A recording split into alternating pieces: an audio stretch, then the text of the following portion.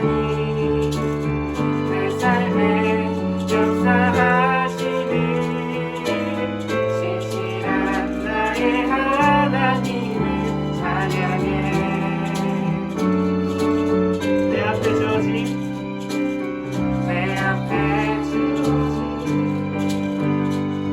매일의 삶을 살다가 그곳에 날 향하게 해. 섭리가 있다네. 매 순간 나에게, 매 순간 나에게 요구하시는 작은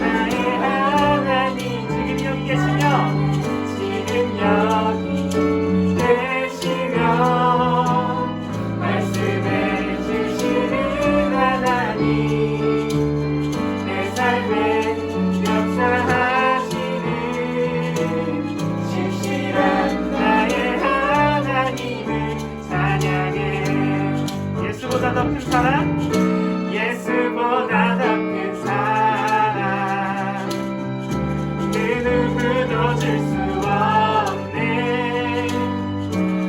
우리에게 자유 주신 그 큰 사랑, 예수보다 더 큰 사랑, 그 누구도 줄 수 없네. 우리에게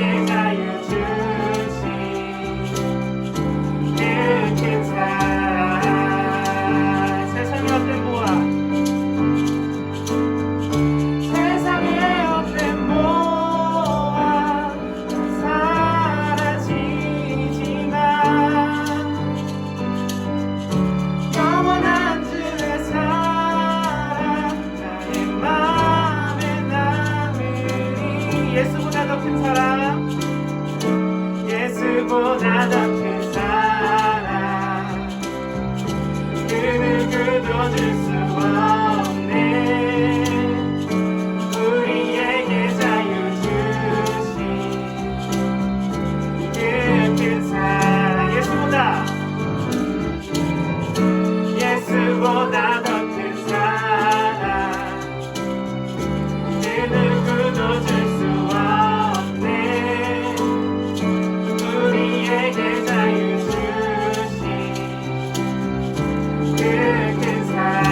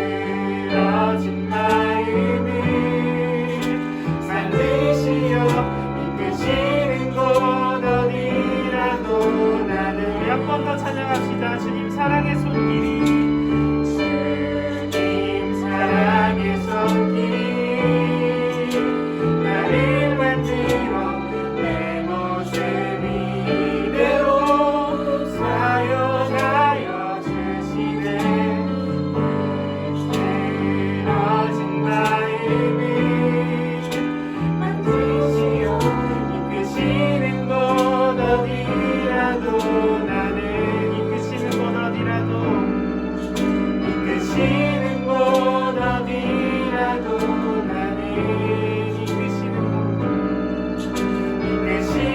곳 어디라도 나는 노래하리. 아멘. 주님, 그렇습니다. 이것이 우리의 고백입니다. 아무도 예배하지 않는 그 외진 곳에서 주님을 예배하길 소망합니다. 그곳이 집일지라도 이곳일지라도 또 혹은 각자 개인이 머무는 그 자그마한 자리마다 아버지 아무도 주님을 찾지 않는 그 자리마다 주님을 찾는, 주님을 예배하는 곳 되어 주시옵소서. 오직 주님의 손길이 닿는 곳 되게 하시고 오직 주님의 사랑이 메어서 하나님 우리가 오직 주님의 영광 따라 쫓아 예배하고 찬양하는 귀한 공간으로 주님 그 장소를 사용하여 주시옵소서. 아버지 예배를 사용하여 주시고 이 예배의 시간이 이 땅에 떨어지지 아니하고 오직 주님께 닿을 수 있는 귀한 주님과 하나님 우리 백성들의 통로가 될 수 있도록 아버지 도와주시옵소서. 함께 기도하겠습니다. 신실하신 주님 은혜를 참 감사합니다. 아버지 그 사랑의 손길이 얼마나 따뜻한지, 얼마나 놀랍고 얼마나 소중한 손길인지 모릅니다. 아버지 그 사랑에 매여서 살아가는 우리 되게 하여 주시옵소서. 아버지 노래할 수 없는 곳, 아무도 예배하지 않는 곳, 하나님 나의 추악한 음행이 일어나는 그 모든 곳에서 아버지 우리가 부끄러워하는 하나님 그 모든 곳에서 아버지 다시 주님을 향한 사랑이 피어날 수 있도록 도와주시옵소서. 주님께서 지으신 그 뜻대로 처음 그 모습 그대로 다시 아버지께 돌아가 다시 아버지의 사랑을 고백할 수 있는 아버지 그러한 귀한 공간으로 귀한 사람들로 귀한 주님의 자녀로 주님 다시 태어나게 주님 다시 꽃 피우게 하여 주시옵소서. 모든 곳에서 주님의 향기가 품어져 나오기를 소망하오니 하나님 예배 자리가 그런 자리 되어서 주님 사랑을 노래하며 주님의 소망을 노래하는 주님의 사랑을 하나님 널리 퍼뜨리는 그러한 시간 될 수 있도록 이 예배 자리를 사용하여 주시옵소서. 주님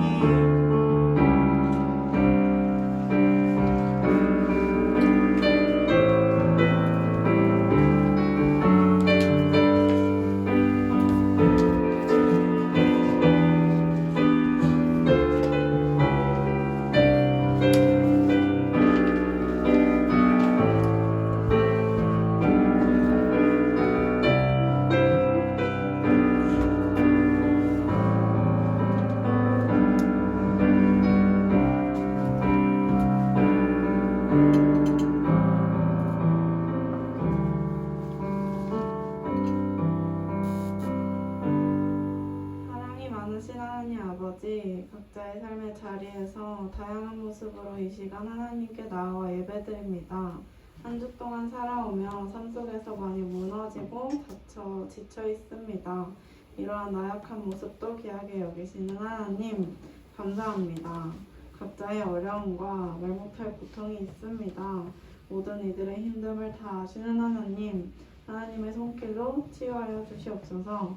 이 시간 온전히 하나님께서만 말씀하여 주시고 말씀 전하실 목사님께 큰 은혜와 세임 주세요. 말씀을 붙들고 삶의 자리에 나아갈 때 어려움이 있을지라도 시선을 하나님께만 두고 승리하는 삶 살아가게 해주세요. 하나님 홀로 영광 받아 주시옵고 이 모든 말씀 사랑과 은혜가 풍성하신 예수님의 이름으로 기도합니다. 아멘.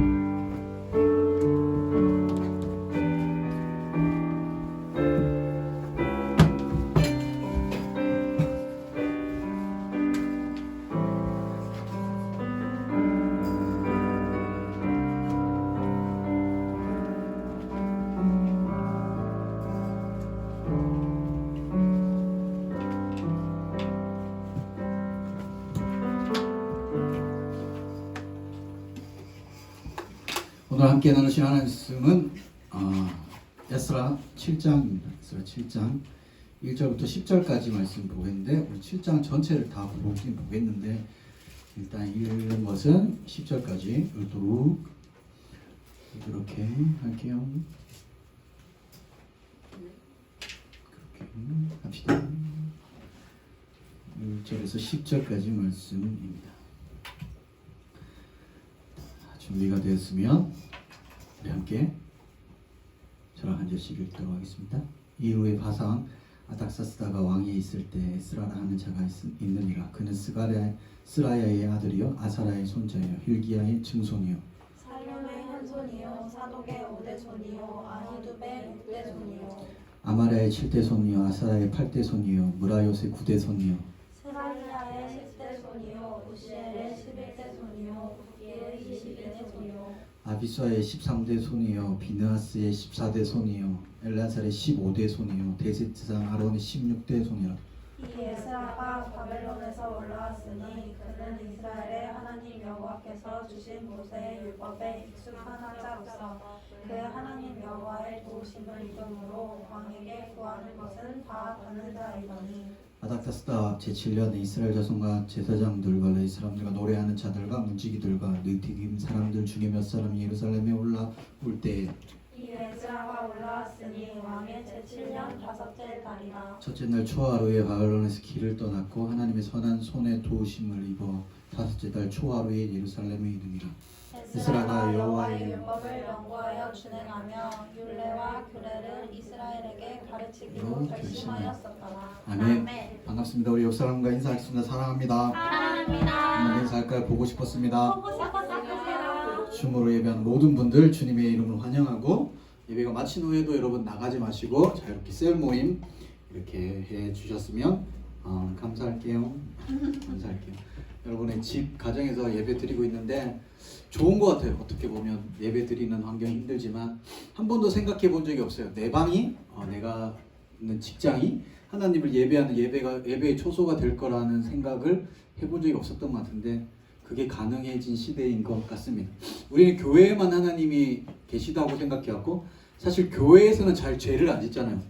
담배를 피더라도 막 교회에서 담배 피고 그러지 않아요. 술 마시고 막 교회에서 막 다음을 뒤에서 막 술 마시고 그런 걸 상상하지 않잖아요. 왜냐하면 여기에는 하나님이 계신다라고 다 생각하고 예배하는 처소라고 생각하기 때문이죠. 그러나 여러분의 방에서는 어떻습니까? 거기는 없다고 생각하거든요. 거기 없다고 생각하니까 문을 잠궈놓고 새벽 2시 37분에 컴퓨터를 켜고 그 EBS 폴더에 여러분이 소장하고 있던 세계 각국의 그 교육 동영상들을 관람하고 그렇게 하시지 않습니까? 왜냐면 거기는 하나님이 없다고 생각하는 거죠. 그래서 좋은 것 같아요. 여러분 하나님은 교회에 갇힌 분이 아니라 모든 곳에 계십니다. 여러분이 어디에 있든지 어떤 상황에 있든지 하나님은 함께 하십니다. 그래서 이 기회를 통해서 특별히 여러분의 방, 여러분이 제일 많이 머무는 그 방이 예배의 처소가 되고 지성소가 되고 하나님이 함께 하시는 곳이 되기를 소망합니다. 오늘 설교의 제목은 펭귄의 길을 간다. 펭귄은 펭귄의 길을 간다라는 제목입니다. 설교 준비하다가 글을 읽었는데 이 펭수가 추천해줬거든요. 펭수의 추천 도서입니다. 펭귄은 펭귄의 길을 간다. 펭귄이 자기의 인생을 어떻게 걸어가는지 펭수가 추천을 해줬어요. 펭귄을 모르는 사람들이. 그래가지고 제가 그 책은 안 읽었어요. 제가 책을 좀 안 좋아하기 때문에 사실 책을 구입할 돈이 없었습니다. 책을 안 사고 그냥 누가 적어놓은 독후감을 읽었어. 독후감. 근데 정리를 잘 해놓더라고. 블로그에 정리를 해놨는데 그걸 보고 펭귄이 참 멋지게 사는구나라는 생각을 했습니다. 사실 동물은 사람들에게 교훈을 줄 생각은 없습니다.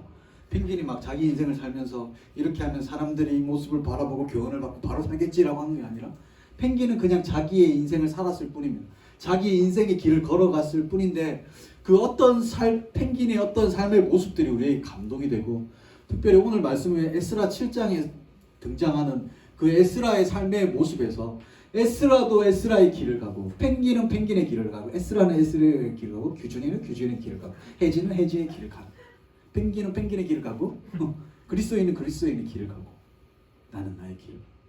그 각자의 걸어가는 길이 있다는 거죠. 그래서 에스라서를 말씀하면서 계속 하고 있는 메시지가 하나로 이어지고 있는 것 같습니다. 자고 있다가 일어나서 뭔가 내려놓고 그 부르심을 쫓아 걸어가는 삶, 그 삶을 향해서 계속해서 나아가고 있습니다. 오늘 더 구체적으로 그 삶이 어떤 것인지에 대해서 함께 나누고 싶습니다. 펭귄과 에스라의 삶을 비교해가면서 함께 말씀을 나누고 싶습니다. 드디어 에스라 7장입니다. 근데 여러분 궁금하셔야 됩니다. 에스라서를 읽는데 제목이 에스라서인데 아직까지 에스라가 나온 적이 없습니다. 여러분 그걸 궁금하시지 않았습니까? 근데 드디어 7장에서 에스라가 등장합니다. 7장에 등장합니다.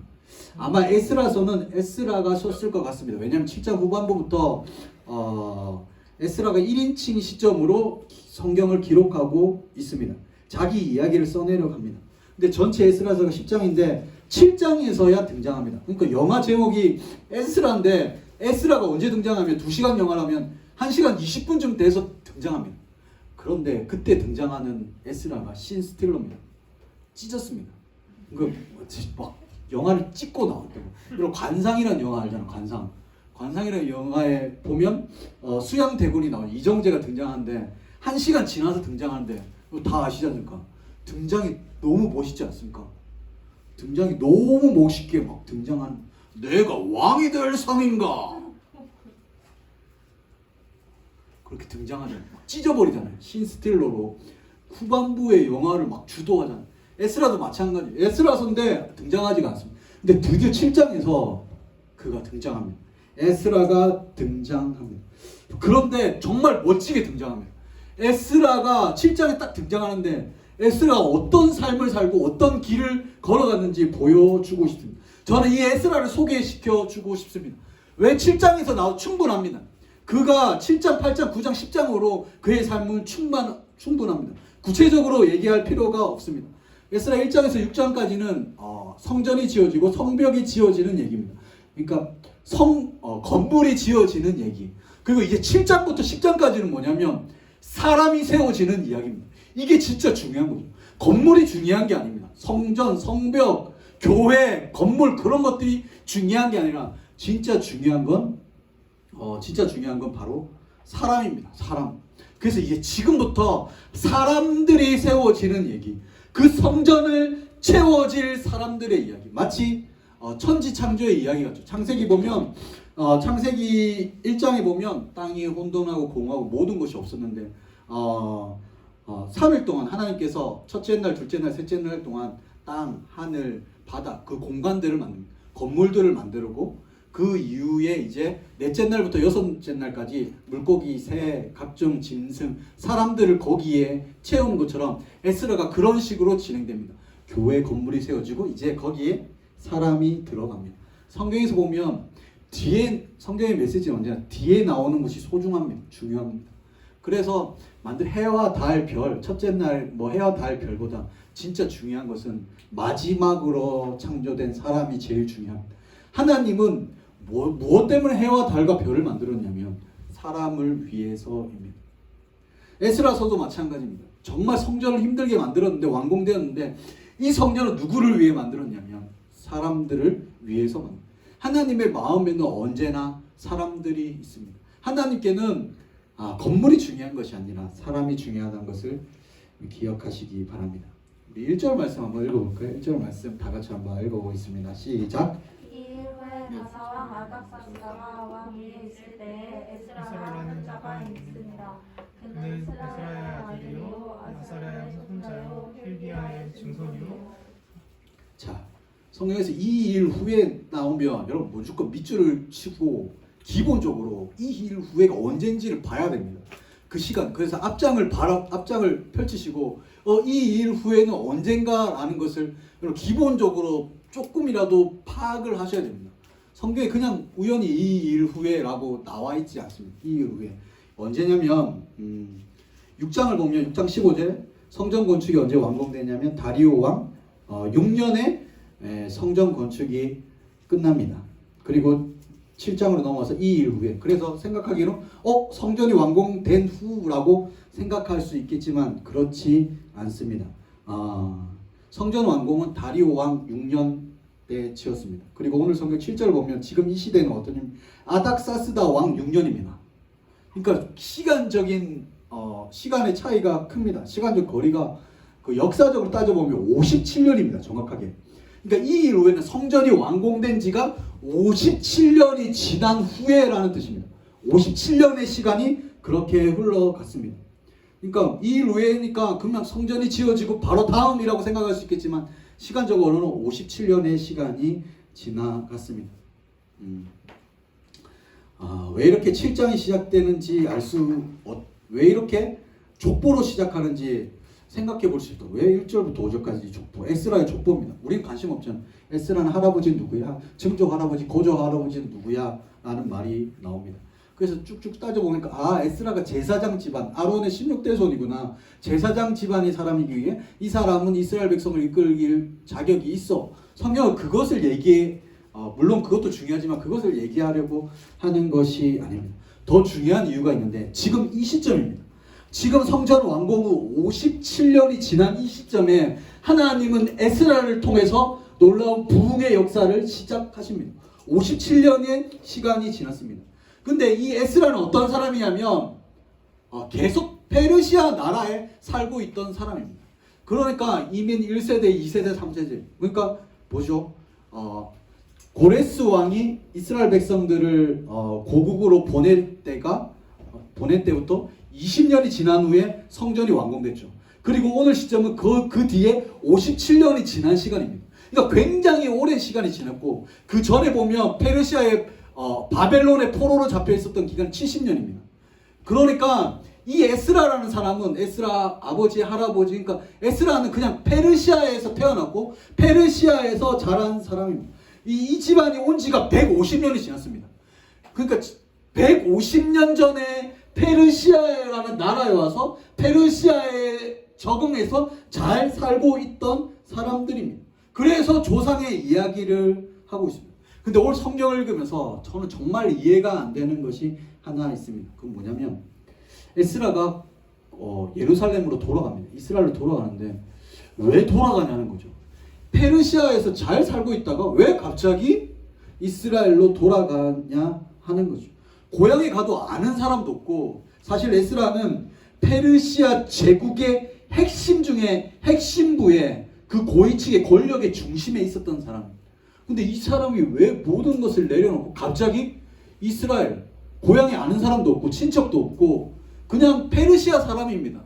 혈통은 이스라엘 사람인지 모르겠지만 페르시아에서 나서 페르시아에서 자라가던 이 사람이 갑자기 왜 이스라엘로 돌아갔냐 하는 것입니다. 우리 7장 6절 말씀 한번 읽어볼까요? 6절 말씀 다 같이 한번 읽겠습니다. 시작.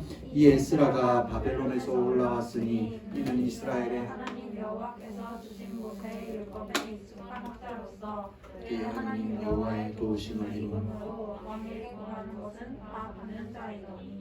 이 사람이 얼마나 대단한 사람이냐면 이민 와서 성공 신화를 이룬 사람이에요. 그러니까 페르시아 대제국의 왕이 얼마나 에스라가 유능한 사람이었냐면 왕이 너 구해봐라. 너 뭐든지 구해라. 그럼 내가 다 해줄게 할 정도로 그 페르시아 권력의 중심에 그러니까 부와 권력과 왕의 마음까지 얻었던 사람. 그러니까 남 부러울 것이 없던 그러니까 모든 것을 이루었던 사람입니다. 그러니까 모든 사람들이 부러워죠. 어떻게 저 사람이 이스라엘 사람인데 페르시아에 와가지고 얼마나 능력이 많았으면 왕의 마음까지 얻었던 그래서 원하는 것에 페르시아에서 원하는 것을 모든 것을 할 수 있는 사람 그 누구도 부럽지 않고 모든 것을 가졌던 그 권력의 정점에 있었던 사람입니다. 얼마나 치열하게 살았을까? 얼마나 열심히 살아서 그 정점에 그 권력의 정점까지 이룰 수 있었을까? 그런데 어느 날 그 모든 것을 다 내려놓고 이스라엘로 고향 땅에 아는 사람 한 명도 없는 고향 땅으로 에스라가 왜 가냐는 거죠. 저는 이게 이해가 안 됩니다. 왜 갔을까? 조국을 못 잊어서? 그렇지 않습니다. 그 이유를 성경은 이렇게 얘기하고 있습니다. 10절 말씀입니다. 우리 다 같이 한번 읽겠습니다. 시작. 에스라가 여호와의 율법을 연구하여 행하며 규례와 규례를 이스라엘에게 가르치기로 결심하였었더라. 아멘. 에스라 결심했던 이유.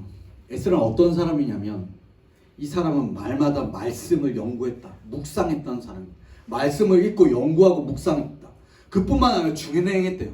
이 말씀을 어떻게 적용할지 그 말씀을 읽고 연구한 뿐만 아니라 그 말씀을 어떻게 준행할지 이 말씀을 어떻게 하루를 살아갈지 말씀을 붙들고 몸부림쳤던 사람입니다.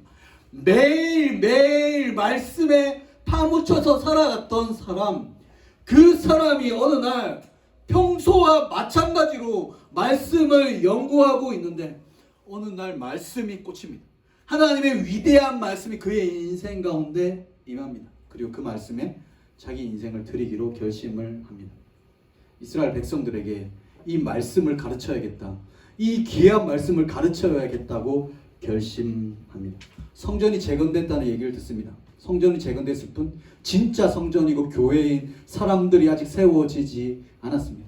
그들을 세워지게 하기 위해서는 말씀을 가르칠 누군가가 있어야 합니다.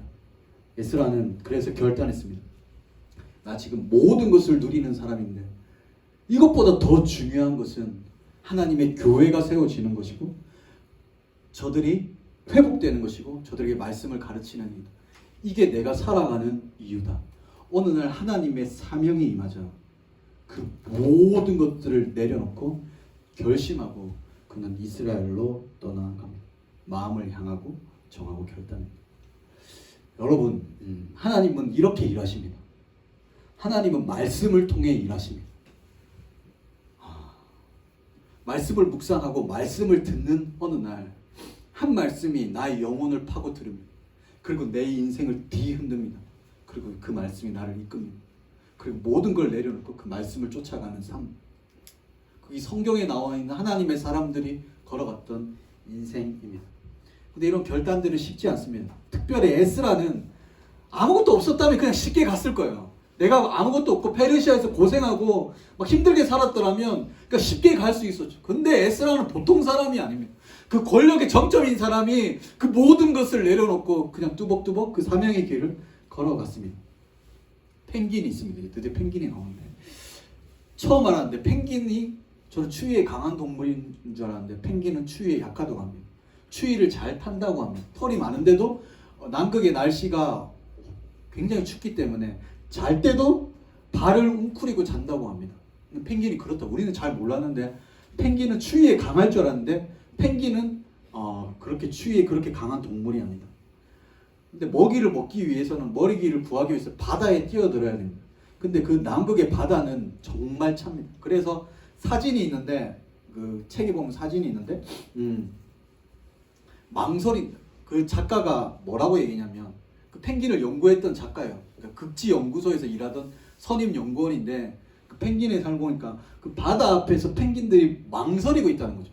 왜냐하면 거기에 먹이가 있다는 거 알아요. 그 바다 안에 풍성함이 있다는 걸 잘 알지만 그 바다가 차다는 거죠. 바다가 차기 때문에 펭귄이 쭉 서가지고 망설이고 들어갈까 말까. 왜냐하면 굉장히 춥기 때문에 그 망설이는 모습들을 사진으로 찍었다는 거죠. 풍요로운 세상이 저기 안에 먹이가 있고 풍요로운 세상이 있다는 건 알지만 쉽게 뛰어들 수 없는 그 펭귄들의 마음. 에스라가 그랬던 것 같습니다. 풍요로운 삶을 내려놓고 갔습니다. 쉬운 것이 아닙니다. 그 모든 것을 내려놓고 불확실한 세상 가운데 들어가는 것은 쉽지 않습니다. 펭귄이 그 바다에 뛰어들듯이 에스라는 그 사명의 길에 자기의 인생을 던졌습니다. 여러분, 예수님을 만난다는 것은 이런 것입니다. 예수님을 믿는다는 것은 그냥 어느 날 그냥 살아가다가 예수님이란 분이 계시는구나. 이분은 나의 위로고 나의 힘이야. 그래서 예수님도 계시면 참 좋겠다. 내 삶 가운데. 그러니까 예수님이 계셔서 내 인생이 손해볼 건 없겠다. 그래서 내 있는 삶에서 예수님을 살짝 얹어서 그렇게 살아가는 것이 아닙니다. 신앙생활은 예수님께 모든 걸 거는 것입니다. 그냥 예수라는 바다에 나의 인생을 던지는 것입니다. 그러니까 내가 그동안 믿고 의지했고 힘과 능력이고 나에게 행복을 주고 내가 소망 삼았던 그 모든 것을 그 순간에 다 내려놓고 다 포기하고 이런 거죠. 평생 이 약을 먹고 이 약을 먹어야지 살 수 있는 사람, 매일 약을 복용해야지 살 수 있는 사람에게 뭐냐면 이 약을 끊으십시오. 이 약을 끊고 새로운 약을 먹으라고 하면 쉽지 않잖아요. 그런 것처럼 예수님을 믿는다는 것은 그런 것입니다. 마치 차가운 바다에 뛰어내리는 것이죠. 에스라는 그토록 붙잡았던 그 모든 것을 내려놓고 뛰어들었습니다. 그리고 진짜 마음을 정하고 그 길을 걸어갔습니다. 그렇게 마음을 정하지 않았다면 안락한 삶이 발목을 잡았을 것입니다. 근데 그렇게 마음을 놓고 걸어가니까 지금까지는 왕의 도움을 받아 살았더라면 그 왕의 도움을 내려놓으면 힘들 줄 알았는데 이제 진짜 왕이신 하나님께서 본격적으로 에스라의 삶에 도움이 되시기 시작합니다. 펭귄이 망설입니다. 아, 저기 차갑겠지.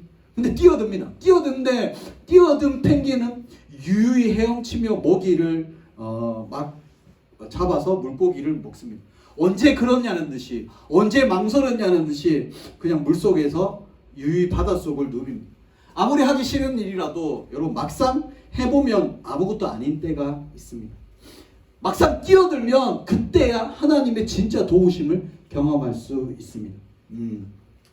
저는 2021년이 이랬으면 좋겠어요. 여러분 만약에 뭔가 선택하잖아요. 뭔가 결정하고 뭔가 선택해야 될 일이 참 많은데 어떤 관점에서 그걸 선택하냐면 두 가지 선택이 있다며 어떤 선택을 해야지 예수님께 1cm라도 가까워질 수 있을까라는 관점으로 선택하셨으면 좋겠습니다. 그리고 인생을 결정하셨으면 좋겠습니다.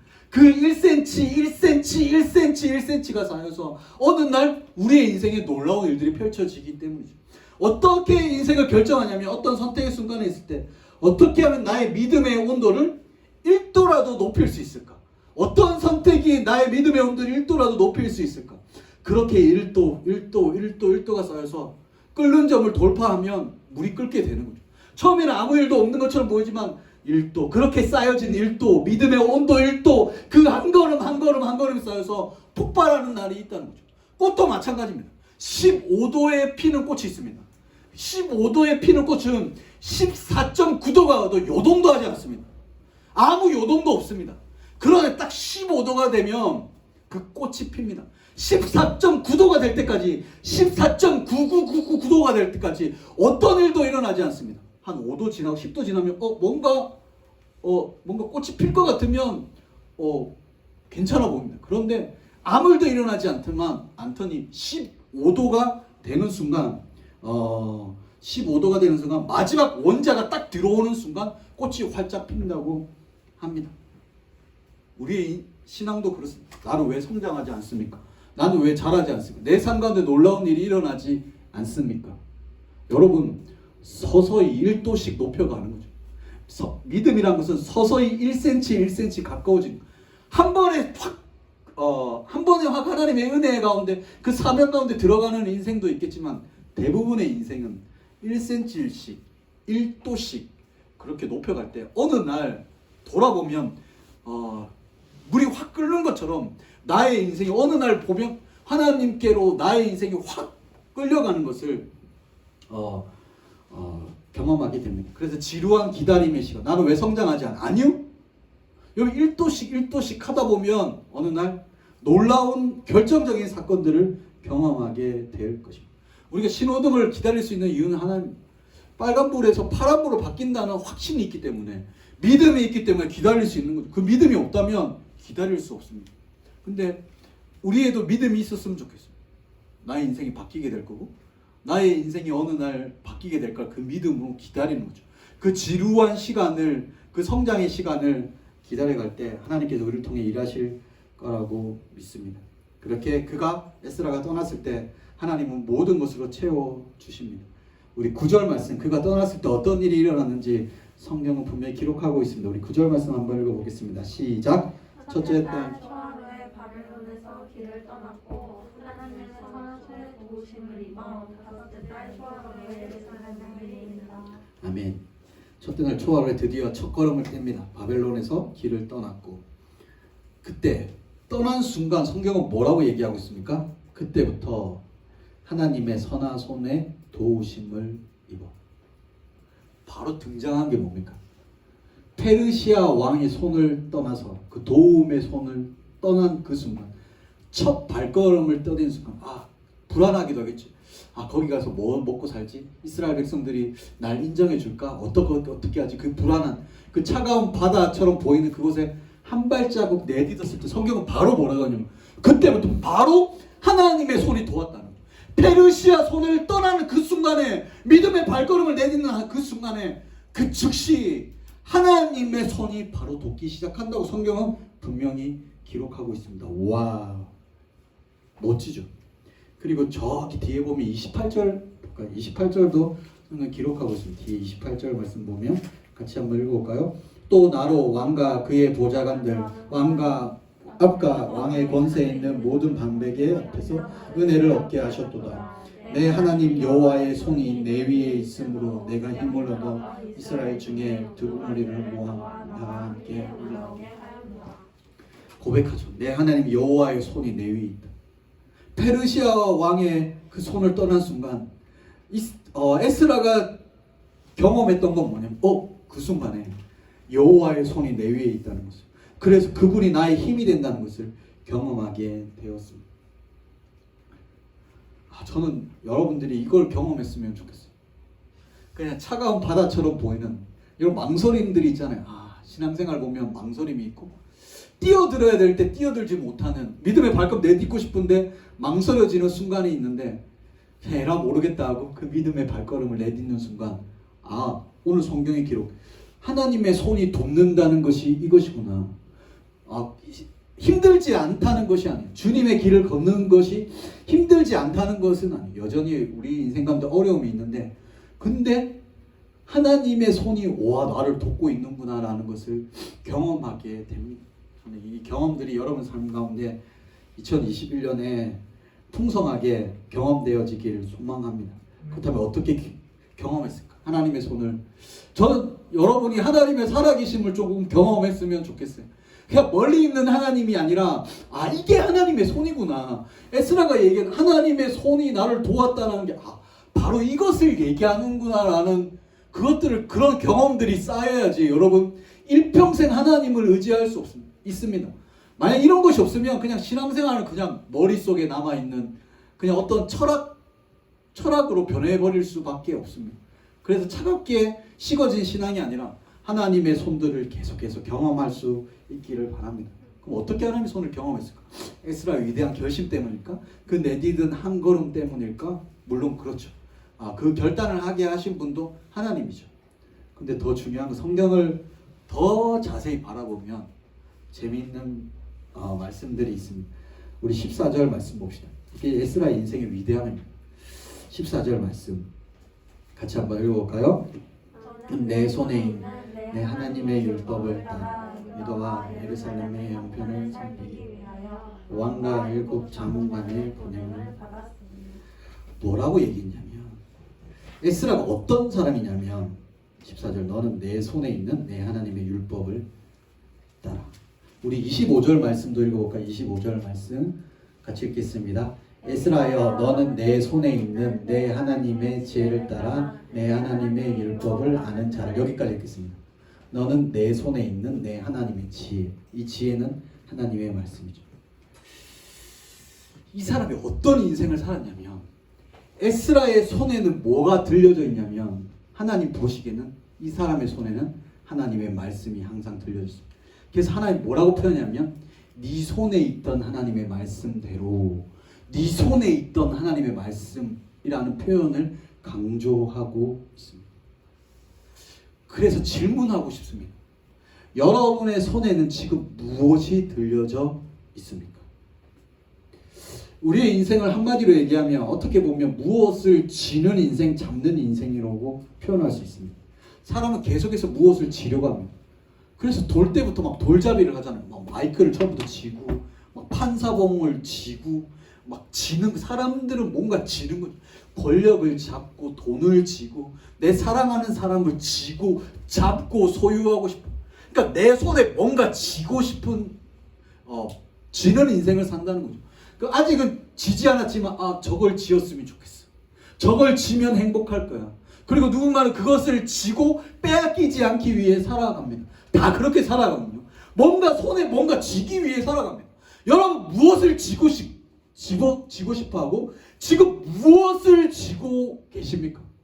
내가 이것만 지면, 내가 저 사람만 지면, 내가 저 권력만 지면, 내가 저 자리만 꽉 쥐고 있으면 내 인생은 행복할 수 있겠다라고 생각하고 계십니까? 무엇을 지려고 합니까? 그런데 오늘 성경에 에스라의 손에는 하나님의 말씀이 있습니다. 네 손에 있는 하나님의 말씀. 저는 이 말씀이 감동으로 다가왔습니다. 에스라 그날 결심했기 때문에 하나님의 손이 함께 했던 것이 아니라 그것보다 더 근본적으로는 에스라의 손에는 하나님의 말씀이 항상 들려져 있었고 하나님은 그것을 보셨고 하나님은 그것을 기뻐하셨습니다. 그의 손에는 하나님의 지혜가 들려져 있었습니다. 그의 지혜. 하나님보다 지혜로운 분 계십니까? 없잖아요. 그는 그 지혜를 들고 살아갔어요. 그 지혜를 듣고 지혜를 들고 살아갔을 것입니다. 오늘 성경의 이야기는 손의 이야기입니다. 손이 엄청 나옵니다. 뭐 굳이 얘기 14대 손, 몇 대 손. 이 손은 그 손이 아니죠. 손의 이야기인데 손이 반복돼서 나오는데 에스라가 제국의 왕 페르시아 왕 그 전폭적인 지지를 해주는 그 도움의 손, 그 손을 떠나는 순간 여호와의 손이 그와 함께합니다. 그 즉시 진짜 왕이신 여호와의 손이 함께합니다. 여호와의 손이 그와 함께했고 그 이유를 알고 보니까 에스라의 손에는 하나님의 말씀이 들려져 있었습니다. 이 말은 에스라가 하나님을 붙잡고 살았다는 거죠. 그러니까 온통 손의 이야기죠. 여호와의 손이 그와 함께했고 그의 손에는 여호와의 말씀이 있었습니다. 퍼스트 펭귄이라는 말이 있습니다. 경영학에서 불확실하고 위험한 상황에서 용감하게 도전하는 선구자들을 퍼스트 펭귄이라고 이야기합니다.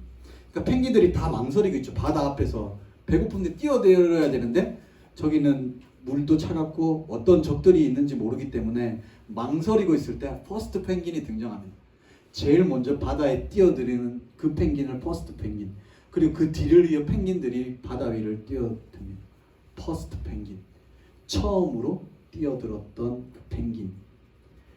사실 한 치 앞도 알 수 없는 바닷속으로 무작정 뛰어들었다는 것은 누구보다 먼저 먹잇감이 될 수 있는 위험이 있지만 뛰어든 하나님의 사람들, 하나님의 역사는 어떤 사람들을 통하여 이루어지는 퍼스트 펭귄, 제일 먼저 뛰어들었던 사람, 제일 먼저 그 하나님의 말씀에 하나님께 자기 인생을 걸었던 사람, 그 사람을 통해서 이루어집니다.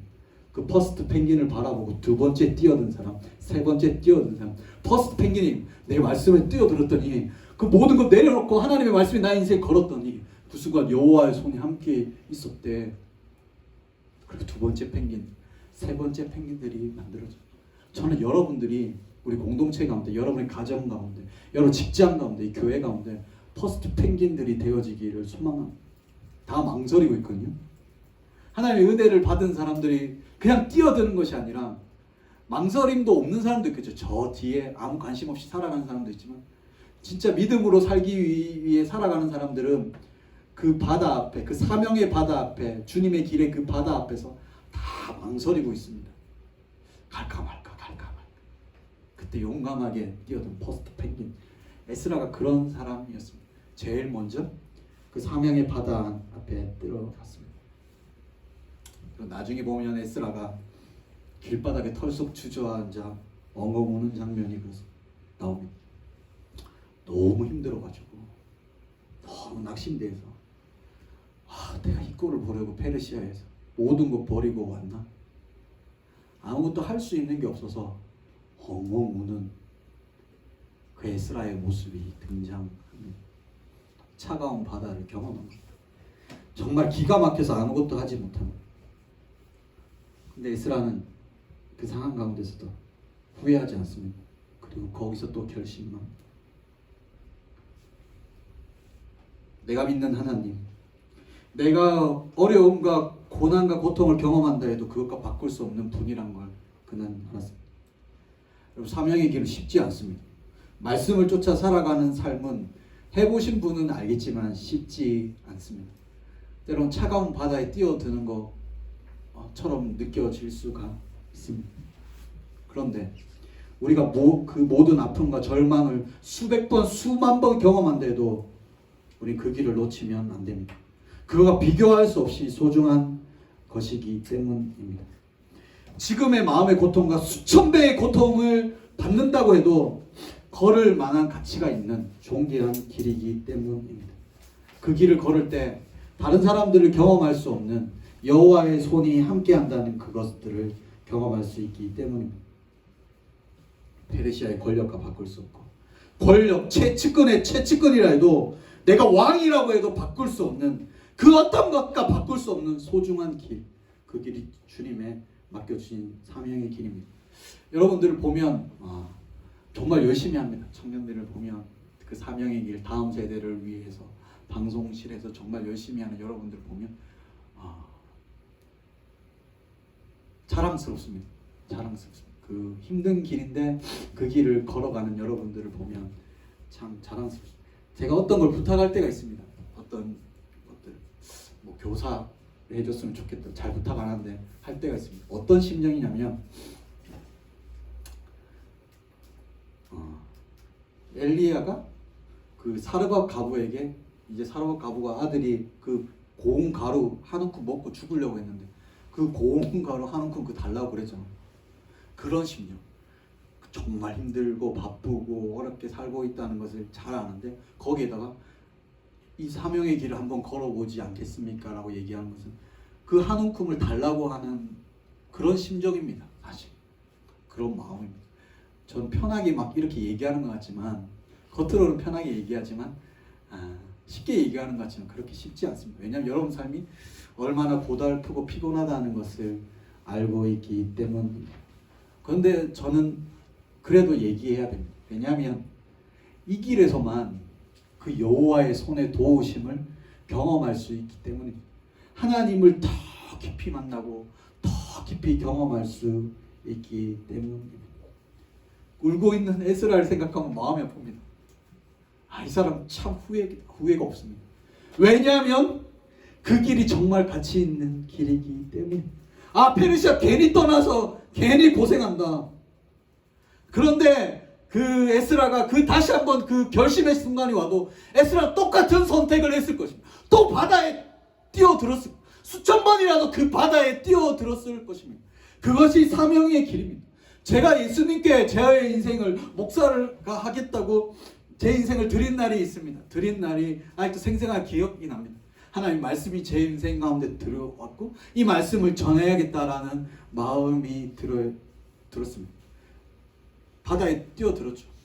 그렇게 뛰어들면 좀 뭔가 환경이 열리고 뭔가 사람들이 지지해주고 응원할 줄 알았는데 그렇지 않았습니다. 왜 이 길을 좁은 길, 십자가의 길이라고 하는지를 경험하게 됩니다. 그 순간 내가 하는 일도 다 되고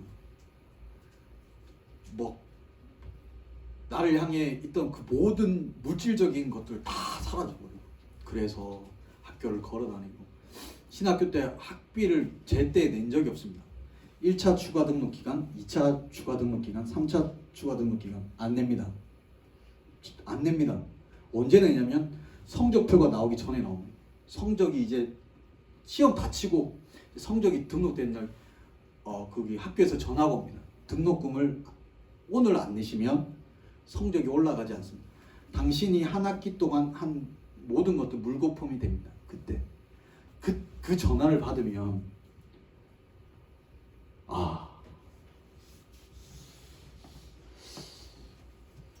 나는 진짜 바다에 뛰어들었거든요. 제 나름대로 별것 아닌지 모르겠지만 제 나름대로의 것들을 내려놓고 그래도 내 사랑하는 주님을 위해 일평생 살겠다라고 걸었는데, 하나님 이거 학비 얼마 되지 않다. 학비 때문에 내가 학교에 직원들에게 사정해야 되고 한 번만 봐달라고, 하루만 봐달라고 곧 내겠다고 하는데 방법이 없습니다. 기도를 하다가도 안 될 것 같습니다. 안 될 것 같고 한 학기 동안 그렇게 열심히 하진 않았는데 한 학기가 다 날아간다고 생각하니까 그냥 그렇습니다. 전화를 끊고 그냥 절망하고 할 수 있는 게 없어서 그냥 한숨만 쉬던 시절이 있었습니다. 그걸 매 한 번도 빠짐없이 매 학기마다 그런 것들을 경험했습니다. 매 학기마다. 학비라도 조금 이렇게 해주면 되지. 그 제일 마음이 아픈 건 저희 아버지, 돌아가신 저희 아버지. 마음에 들지 않아. 그 길을 걷는 것에 대해서. 그래서 저희 아버지 얼굴이 너무 어두워졌어요. 그 어두운 얼굴들을 매일 마주해야 되는 게, 그 얼굴을 보는 게 정말 마음이 아팠고, 아버지와 함께 있는 것들이 정말 마음 아팠어요. 그냥 차라리 다 때려치우고 진짜 돈 벌면, 제가 마음 먹고 돈 벌면 많이 벌 수 있는 자신이 나름대로 이거 제가 할 수 있는 게 있습니다. 네. 다 내려놓고 그냥 해가지고 우리 아버지 호강시키고 싶은 마음들이, 그 아버지 얼굴을 마주하는 순간들이 정말 힘들었습니다. 말도 못하기에 힘들었습니다. 사랑하는 친구들도 가치관이 다르니까, 삶이 다르니까 한 명, 두 명씩 떠나가는 친구들을 바라보는 것도 마음이 아픈, 불쑥 주저앉아서 울고 싶은 순간이 많았습니다. 그런데 다시 한번 시간을 되돌려 그 순간, 주님을 위해 살기로 결심한 그 순간, 그 순간이 제 앞에 온다 해도 저는 또 이 길을 걸어갈 겁니다. 왜냐하면 이 길이 가장 귀한 길이, 하나님이 살아계시다면 이 길이 가장 귀한 길입니다. 나를 위해 사는 것이 아니라 예수님을 위해 살아가는 삶이 가장 귀한 길이라는 것을 알고 있기 때문에 지금의 아픔과 고통과 고난과 지금의 고난의 100배, 1000배, 만배보다 바꿀 수 없는 그 소중한 길이라는 것을 알고 있기 때문에 다시 시간을 돌려도 지금의 마음으로는 또 이 길을 걸어갈 것 같습니다. 끝까지 주님을 따라가고 싶습니다. 왜냐하면 예수님이 나의 힘이고 예수님이 나의 능력이기 때문입니다. 예수님께 나를 위해 생명을 주셨기 때문입니다. 그분이 요구고 그분의 부탁이기 때문입니다. 너는 온 천하에 다니며 복음을 증거하라. 그분이 부탁, 사랑하는 주님께서 하신 부탁이기 때문에, 그분의 부탁이기 때문에 거절할 수도 없는 것이고, 힘든 길이지만, 힘든 순간도 많았지만 그가 비교할 수 없는 하나님의 도우심, 하나님의 위로, 하나님의 힘 주심, 하나님의 능력을 경험하고 그 순간순간마다 진짜 살아계신 하나님을 경험했기 때문에, 등록금을 내지 못한 그 마지막 날에 부어주신 그 놀라운, 제가 알지도 못하는 사람을 통해 부어지는, 내가 알리지도 않았는데 그 사람을 통해 부어지는, 그 피 말리는 순간에 부어지는 그 놀라운,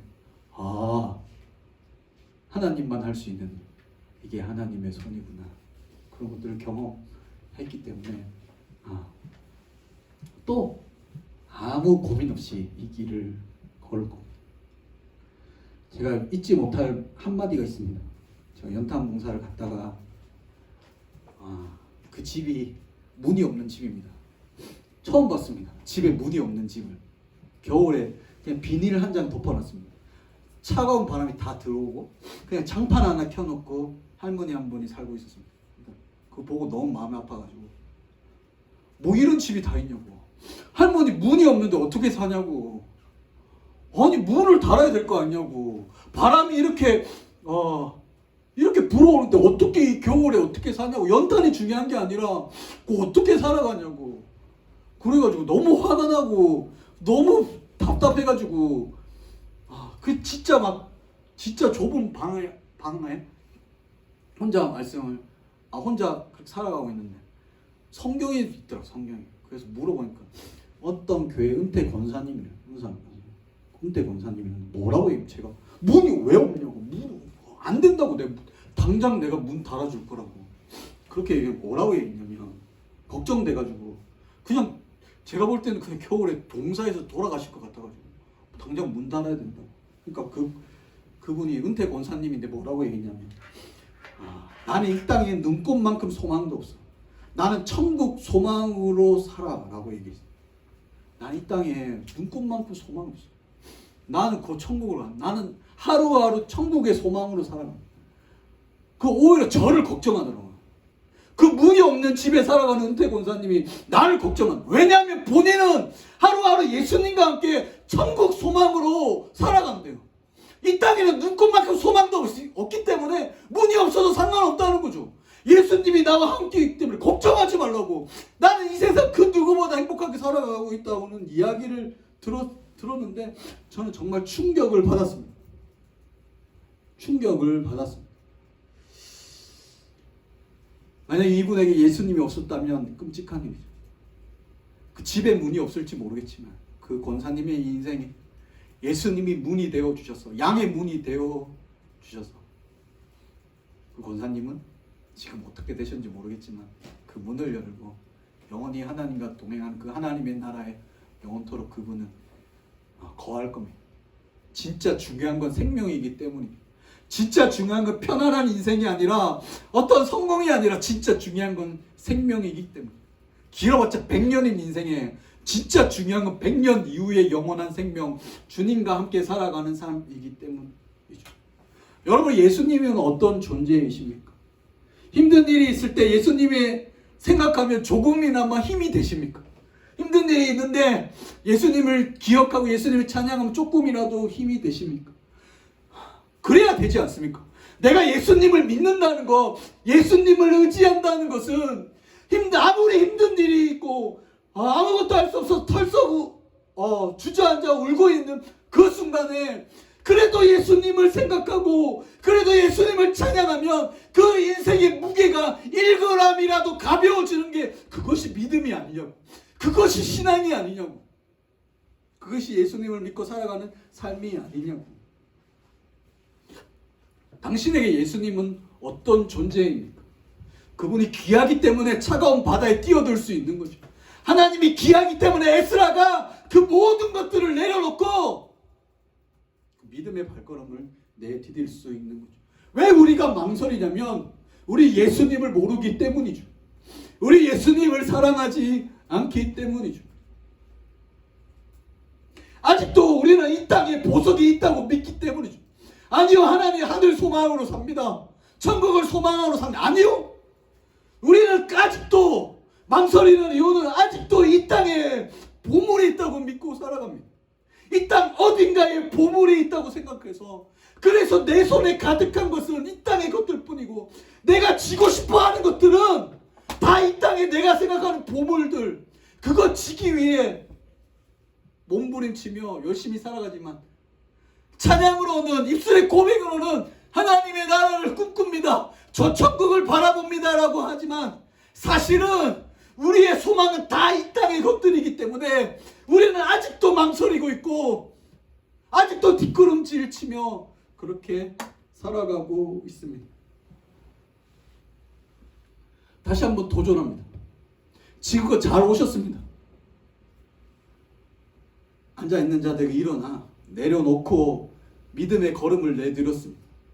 때론 여러분 인생에 하나님이 부르실 때가 있습니다.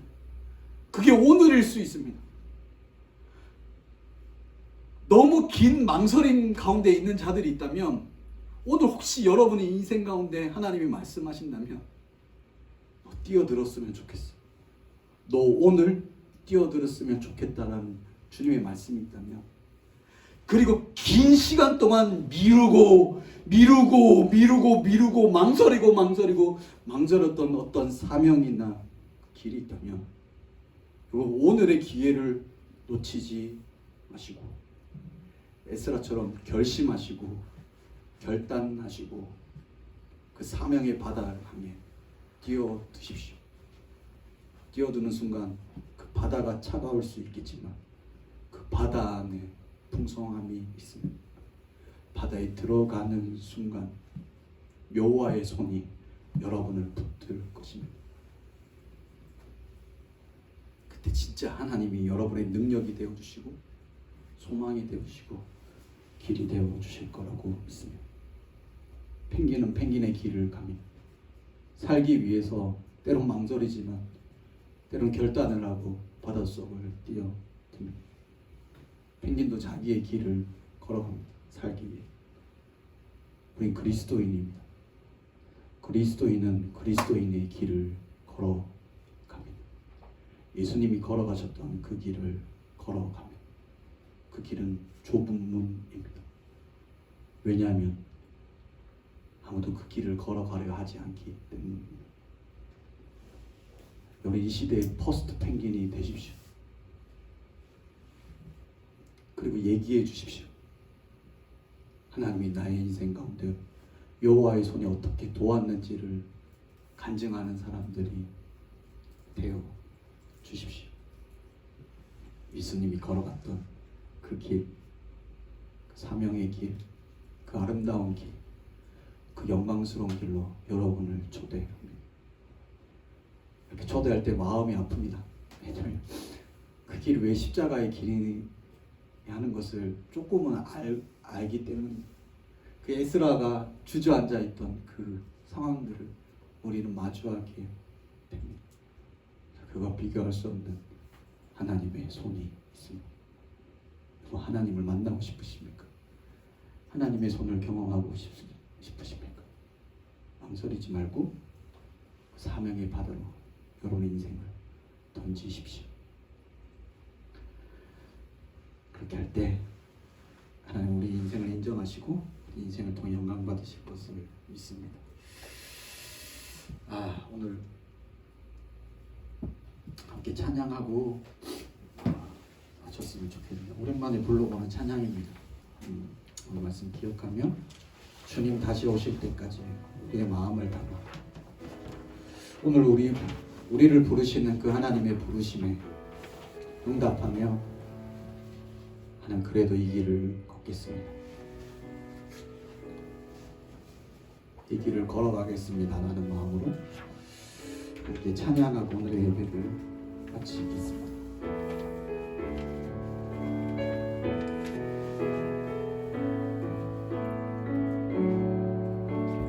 주님 다시 오실 때까지 나는 이 길을 가리라.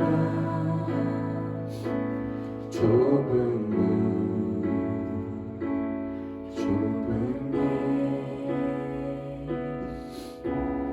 나의 십자가 지고 나의 가는 이 길 끝에서 나는 주님을 보리라. 영광의 내 주님 나를 맞아주시니 주님 다시 오실 때까지 나는 일어나 달려가리라. 주의 영광 온 땅 덮을 때 나는 일어나 노래하리. 내 사모하는 주님 온 세상 구주시라. 내 사모하는 주님 영광의 왕이시라. 내 사모하는 주님 내 사모하는 주님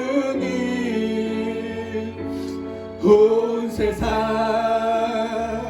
구주시라. 내 사모하는 주님 영광의 왕이시라. 내 사모하는 주님 온 세상 구주시라. 내 사모하는 주님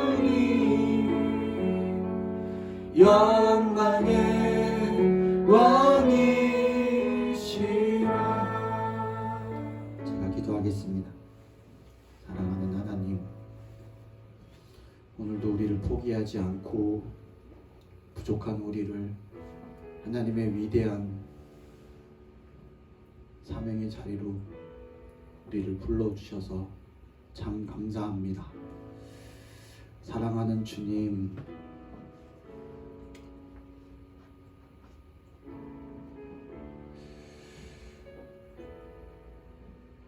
주님을 위해 살고 싶은데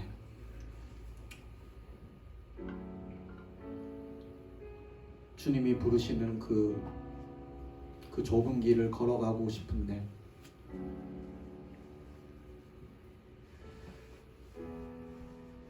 하나님, 그 길을 걸어가는 것이 쉽지가 않습니다.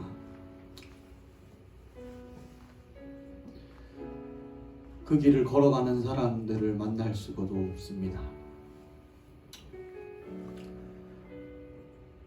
그 길 앞에 망설이는 사람들은 많은데 사명의 바다를 향해 뛰어드는 사람들을 참 보기가 힘듭니다. 왜냐하면 우리는 아직도 이 땅에 보물이 있다고 믿기 때문입니다. 그래서 오늘도 우리의 손에는 이 땅에 썩어질 것들이 쥐어져 있습니다.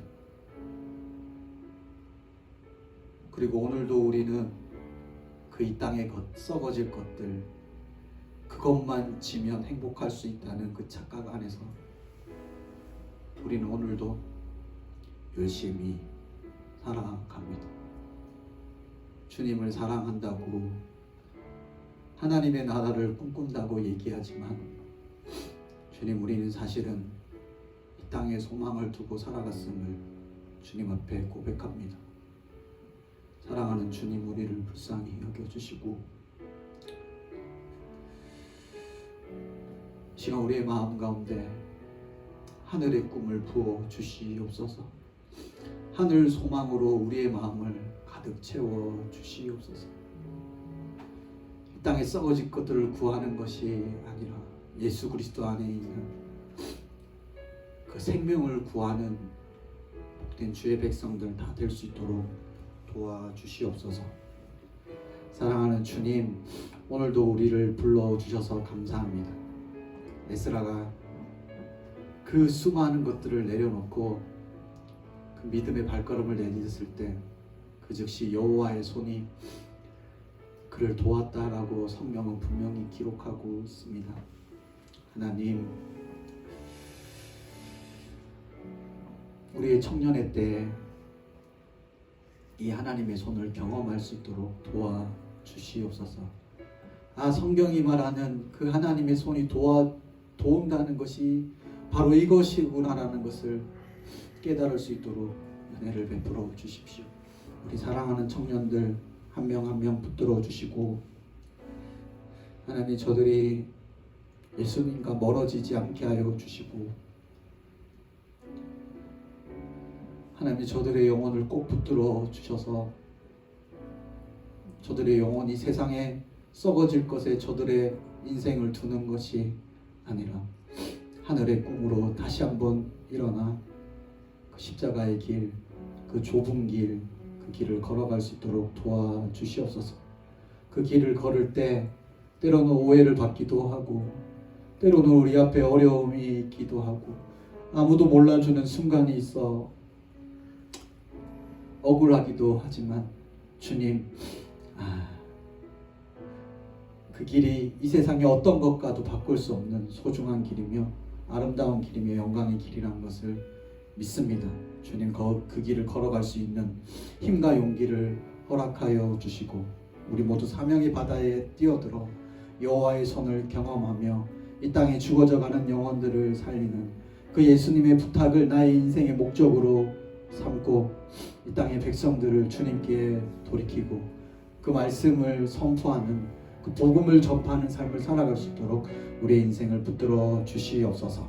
주님, 감사합니다. 오늘도 우리에게 말씀하여 주시고 우리를 불러주시고 우리를 통해 일하실 거라 말씀해 주셔서 감사합니다.